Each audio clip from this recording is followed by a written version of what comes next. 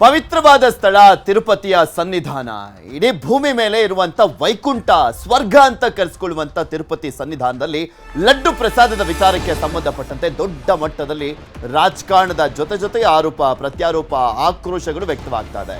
ಇನ್ನು ತಿರುಪತಿಯಲ್ಲಿ ಲಡ್ಡು ವಿವಾದದ ಎಫೆಕ್ಟ್ ಭಕ್ತರ ಸಂಖ್ಯೆ ಕ್ಷೀಣಿಸಿದೆ.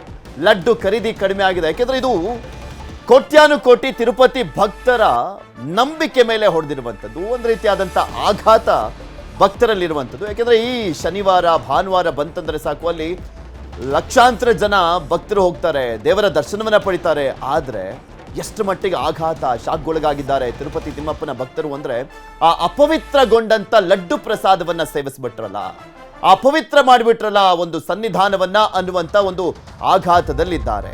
ಅದಕ್ಕೆ ಇವತ್ತು ಅಂದರೆ ಶನಿವಾರ ಭಾನುವಾರ ಇದ್ದಾಗ ಯಾವಾಗಲೂ 10 ರಿಂದ 12 ಗಂಟೆ ಆಗ್ತಾ ಇತ್ತಂತೆ ತಿರುಪತಿ ತಿಮ್ಮಪ್ಪನ ದರ್ಶನ ಮಾಡಬೇಕು ಅಂದರೆ ಅಷ್ಟು ಟೈಮ್ ಹಿಡಿತಾ ಇತ್ತಂತೆ. ಆದರೆ ಈಗ ಜಸ್ಟ್ ಒಂದು 2 ಗಂಟೆಯ ಒಳಗಡೆ ತಿರುಪತಿ ತಿಮ್ಮಪ್ಪನ ದರ್ಶನ ಮಾಡ್ಬೋದು. ಅಂದರೆ ಅಷ್ಟರ ಮಟ್ಟಿಗೆ ಕುಸಿದಿದೆ ಭಕ್ತರ ಸಂಖ್ಯೆ ಹೋಗ್ತಾ ಇದ್ದಂಥವರು. ಹಾಗೆ ಲಡ್ಡು ಪ್ರಸಾದವನ್ನು ತೆಗೆದುಕೊಳ್ಳುವಂಥವರ ಸಂಖ್ಯೆನೂ ಕೂಡ ಅಷ್ಟೇ ಕಂಪ್ಲೀಟ್ ಆಗಿ ಕುಸಿದೋಗಿರುವಂಥದ್ದು. ಯಾಕೆಂದರೆ ಇಲ್ಲಿ 60 ಕೌಂಟರ್ಗಳಿದ್ದಾವೆ. 60 ಕೌಂಟರ್ಗಳಲ್ಲಿ 30 ಕೌಂಟರ್ಗಳನ್ನು ಕ್ಲೋಸ್ ಮಾಡಲಾಗಿದೆ, ಜನ ಕಡಿಮೆ ಇದ್ದಾರೆ ಅನ್ನೋ ಕಾರಣಕ್ಕೆ. ಆ ಉಳಿದಿರುವಂಥ 30 ಕೌಂಟರ್ಗಳಲ್ಲೂ ಕೂಡ ಅಷ್ಟೇ ಭಕ್ತರ ಸಂಖ್ಯೆ ಕಂಪ್ಲೀಟ್ ಆಗಿ ಕಡಿಮೆ ಆಗಿದೆ. 15-20 ಲಡ್ಡುಗಳನ್ನು ತೆಗೆದುಕೊಳ್ತಾ ಇದ್ದಂಥ ಭಕ್ತರು ಒಂದೋ ಎರಡೋ ಸಾಕಪ್ಪ ಅನ್ನುವಂಥ ಪರಿಸ್ಥಿತಿಗೆ ಬಂದಿದೆ. ಯಾಕೆಂದರೆ ತಿರುಪತಿಗೆ ಹೋಗಿರುವಂಥ ಸಂದರ್ಭದಲ್ಲಿ ಲಡ್ಡನ್ನು ತಗೊಳ್ದಲ್ಲೇ ಮನೆಗೆ ಹೋಗಬಾರ್ದು ಅನ್ನುವಂಥ ಕಾರಣಕ್ಕೋಸ್ಕರ ಪ್ರಸಾದ ಇರಲಿ ಅಂತ ತಗೊಂಡೋಗ್ತಾ ಇದ್ದಾರೆ ಅಷ್ಟೇ.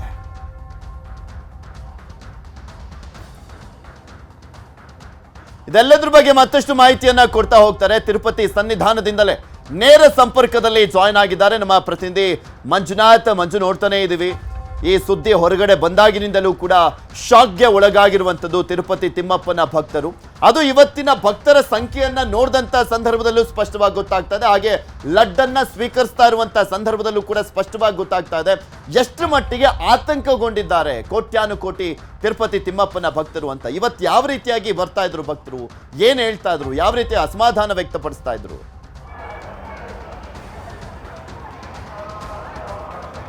ಎಸ್, ಖಂಡಿತವಾಗ್ಲೂ ಪೃಥ್ವಿ, ಯಾವಾಗ ತಿರುಪತಿ ತಿಮ್ಮಪ್ಪನ ಸನ್ನಿಧಿಯಲ್ಲಿ ಕೊಡ್ತಿರುವಂತಹ ಲಡ್ಡುವಿನಲ್ಲಿ ಪ್ರಾಣಿಗಳ ಒಂದು ಕೊಬ್ಬನ್ನ ಬಳಸ್ತಿದ್ದಾರೆ ಅನ್ನುವಂಥದ್ದು ಯಾವಾಗ ಹೊರಗಡೆ ಬಂತು, ಈ ಒಂದು ನಿಟ್ಟಿನಲ್ಲಿ ಎಲ್ಲೋ ಒಂದು ಕಡೆ ತಿಮ್ಮಪ್ಪನ ದರ್ಶನಕ್ಕೆ ಬರುವಂತಹ ಭಕ್ತಾದಿಗಳ ಸಂಖ್ಯೆಯಲ್ಲೂ ಕೂಡ ಅಷ್ಟೇ ಪೆಟ್ಟು ಬಿದ್ದಿದೆ ಅಂತ ಹೇಳ್ಬೋದು. ಯಾಕಂದ್ರೆ ಬೆಳಿಗ್ಗೆಯಿಂದಲೂ ಕೂಡ ಇಲ್ಲಿವರೆಗೂ ಸುಮಾರು 70 ರಿಂದ 75 ಸಾವಿರ ಭಕ್ತಾದಿಗಳು ಮಾತ್ರ ತಿರುಪತಿ ತಿಮ್ಮಪ್ಪನ ದರ್ಶನವನ್ನ ಮಾಡ್ಕೊಂಡಿರುವಂತದ್ದು.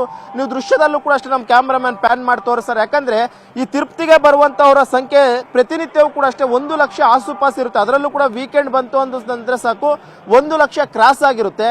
ಆದ್ರೆ ಇವತ್ತು ಭಾನುವಾರದ ದಿನವೂ ಕೂಡ ಅಷ್ಟೇ, ಇವತ್ತು ಬೆಳಿಗ್ಗೆಯಿಂದ ಇಲ್ಲಿವರೆಗೂ ಸುಮಾರು 75 ರಿಂದ 80 ಸಾವಿರದಷ್ಟು ಜನ ಮಾತ್ರ ಬಂದಿರುವಂತದ್ದು.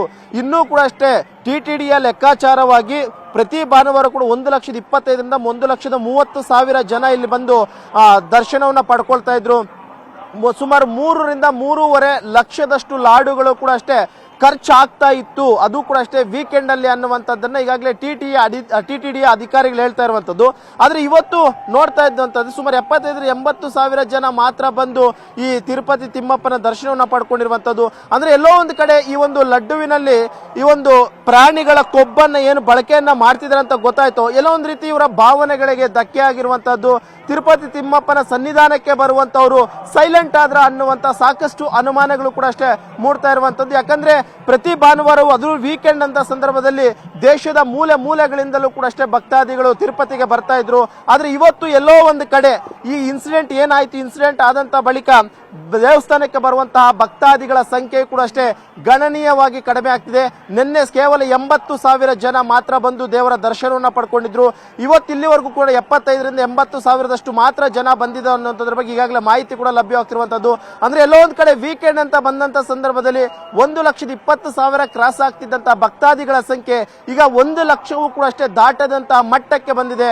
ಅದು ಕೂಡ ಅಷ್ಟೇ ಈ ಒಂದು ಲಡ್ಡುವಿನಲ್ಲಿ ಪ್ರಾಣಿಗಳ ಕೊಬ್ಬನ್ನ ಬಳಕೆಯನ್ನ ಮಾಡ್ತಿದ್ದಾರೆ ಅನ್ನುವಂತ ಒಂದು ಭಯಾನಕವಾದಂತ ವಿಚಾರ ಯಾವಾಗ ಹೊರಗಡೆ ಬಂತು.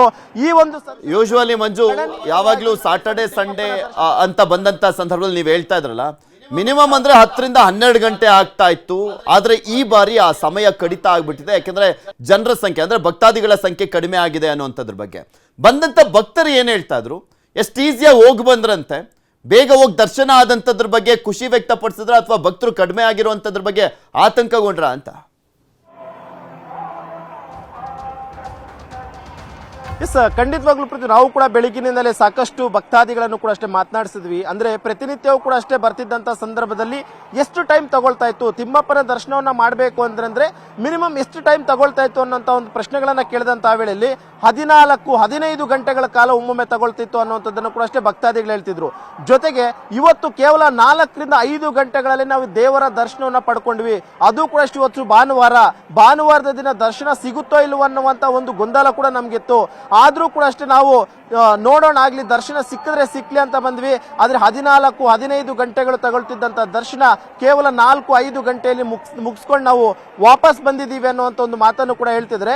ಜೊತೆಗೆ ಭಕ್ತಾದಿಗಳು ಈ ದರ್ಶನ ಮುಗಿದಂತ ಬಳಿಕ ಏನು ಲಡ್ಡುವನ್ನ ಖರೀದಿ ಮಾಡಕ್ ಹೋಗ್ತಾ ಇದ್ರು, ಪ್ರತಿಯೊಬ್ಬರಿಗೂ ಕೂಡ ಅಷ್ಟೇ ಒಂದು ದೇವರ ದರ್ಶನವನ್ನ ಮಾಡ್ಕೊಂಡು ಬರುವಂತವ್ರಿಗೆ 5 ಲಡ್ಡುವನ್ನ ಕೊಡ್ಲಾಗ್ತಾ ಇತ್ತು. ಆದ್ರೆ ಈ ಬಾರಿ 5 ಲಡ್ಡುಗಿಂತ ಕಡಿಮೆನೆ ಅತಿ ಹೆಚ್ಚಿನ ಸಂಖ್ಯೆಯಲ್ಲಿ ಖರೀದಿ ಮಾಡಿರುವಂತದ್ರ ಬಗ್ಗೆ ಕೂಡ ಈಗಾಗಲೇ ಮಾಹಿತಿ ಲಭ್ಯವಾಗ್ತಿರುವಂತದ್ದು. ಅಂದ್ರೆ ಎಲ್ಲೋ ಒಂದು ಕಡೆ ಈ ಭಾವನೆಗಳಿಗೆ ಯಾವ ರೀತಿಯಾಗಿ ಧಕ್ಕೆ ಆಗಿದೆ ಅನ್ನುವಂಥದ್ದಕ್ಕೆ ಇದು ಬೆಸ್ಟ್ ಎಕ್ಸಾಂಪಲ್ ಅಂತ ಹೇಳ್ಬೋದು. ಜನರು ಕೂಡ ಅಷ್ಟೇ ಲಡ್ಡು ಖರೀದಿಗೂ ಕೂಡ ಅಷ್ಟೇ ಹಿಂದೇಟು ಹಾಕೋಕೆ ಮುಂದಾಗಿದ್ದಾರೆ ಅನ್ನುವಂಥದ್ದು ಕೂಡ ಅಷ್ಟೇ ಇವತ್ತಿನ ಈ ಒಂದು ಘಟನೆಯಿಂದ ಗೊತ್ತಾಗ್ತಿರುವಂತಹದ್ದು. ಓಕೆ, ಧನ್ಯವಾದ ಮಂಜು ನಿಮ್ಮೆಲ್ಲ ಮಾಹಿತಿಗಾಗಿ.